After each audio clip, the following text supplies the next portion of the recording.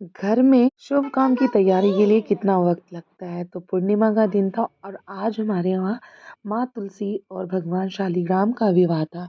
जाहिर सी बात है, जब शादी वाला घर होगा तो पूरी सब व्यवस्था तो रहेगी ही। तो सुबह से ही मैं लग गई थी पूजा में।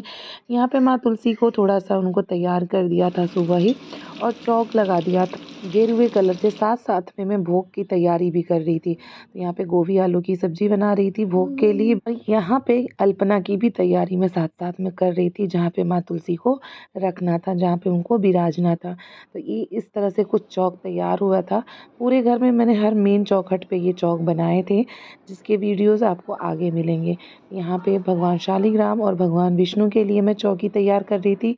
उनके लिए आसन लगा रही थी। छत से कुछ फूलों को चुन कर लाई थी, ताकि भगवान शालीग्राम को ताजे फूलों का हार चढ़ा पाऊँ। और सत्यनारायण भगवान की कथा भी कहनी थी, तो उसके लिए मैं सवैया यानी मनभोग का प्रसाद भी तैयार कर रही थी। और घर में जितनी भी तुलसी माँ हैं, उन सब के लिए मैं नई चुनरी लाती हूँ उस दिन, और उन सभी को पहनाती हूँ। अष्टदल कमल बनाए तिल से, सफ़ेद तिल का यूज़ करके। भगवान के लिए 5 फूल, 5 तरह की मिठाइयाँ और लड्डू भी।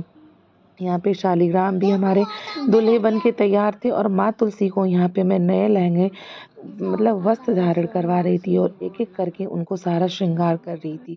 उनको नेल पॉलिश लगाई, बिंदी, मेहंदी और आलता। यहाँ पे माँ ससुर जी और मेरे सासू माँ माँ तुलसी का कन्यादान कर रहे थे, और बच्चे भी पूरे जोर शोर से इसमें पार्टिसिपेट कर रहे थे।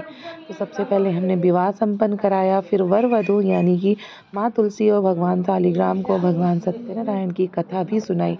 तत्पश्चात हमने हवन किए और उनको 7 फेरे भी दिलाए।